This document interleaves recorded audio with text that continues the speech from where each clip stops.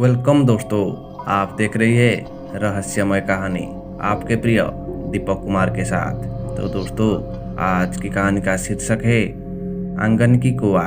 तो चलिए बढ़ते हैं आज की कहानी की ओर।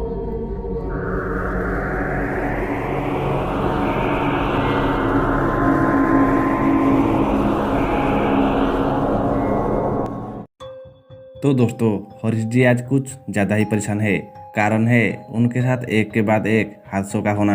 जब से हुए अपने नए घर में शिफ्ट हुए हैं, उन पर मुसीबतों का जैसे पहाड़ टूट पड़ा है। पहले तो उनकी गोदाम में आग लगी, उसके कुछ दिनों के बाद उनकी बीबी का कार एक्सीडेंट, और अब उनके बेटे का मौत। उन्हें कुछ समझ नहीं आ रहा था कि उनके साथ ही ये सब क्यों हो रहा है। वे अपने कमरे में बैठे ये सब सोच ही रहे थे कि उनका ध्यान सोफे पर पड़ी डोल पर गया, और कुछ देर बाद सारा माजरा सामने आ गया।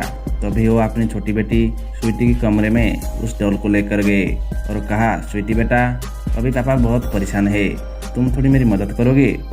स्वीटी बोली, हाँ पापा, क्या करना है? कुछ नहीं बेटा, आपसे जो कुछ भी पूछूं उसका एकदम से सही सही जवाब देना। ठीक है पापा। उसने अपनी माँ से कहा था कि आपका कार एक्सीडेंट हो सकता है, और वो हुआ। और जब शुभम की तबीयत खराब हुई थी तो उसने कहा था कि अब भैया नहीं बचेंगे, तो वैसा ही हुआ। मगर हरीश जी ने उसकी उस समय इस सभी बातों पर गौर नहीं किए थे। साथ ही उन्होंने एक बार और नोटिस की थी, स्वीटी अब अकेला ही रहने लगी थी, मगर कोई तो था जो उसकी मनपसंद की चीज़ें उसे लाकर देने लगा था। पहले तो उन्हें लगा कि उसकी माँ ही लाकर देती होगी, मगर ऐसा नहीं था।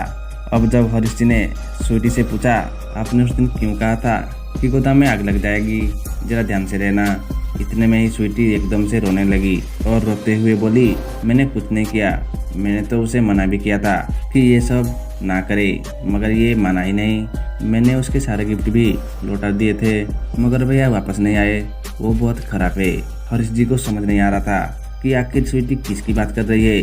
तभी हरीश जी ने स्वीटी को अपने गोद में लेते हुए बोलते हैं, तुम डरो नहीं बेटा, तुम्हें कोई कुछ नहीं करेगा, मगर तुम मुझे साफ साफ बताओ कि तुम किसकी बात कर रही हो। फिर जाकर स्वीटी ने बताया कि जो उनके घर के आंगन में कुआं है वही ये सब कर रहा है।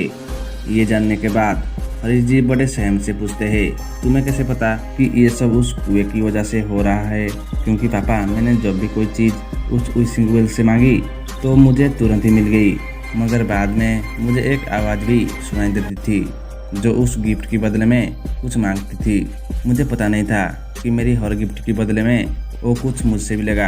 अब तो कुछ मैं विश भी नहीं मांगी, फिर भी वो सब कर रहा है, मगर अब वो मान ही नहीं रहा है और वो मेरी पीछे ही पड़ गया है।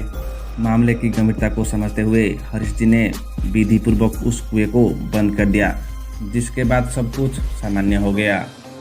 तो दोस्तों, इस कहानी में बस इतना ही। कहानी अगर आपको अच्छी लगी है तो लाइक, शेयर, सब्सक्राइब। मैं दीपक कुमार, मिलती हूँ फिर एक नई कहानी में। तब तक बाय एंड टेक केयर।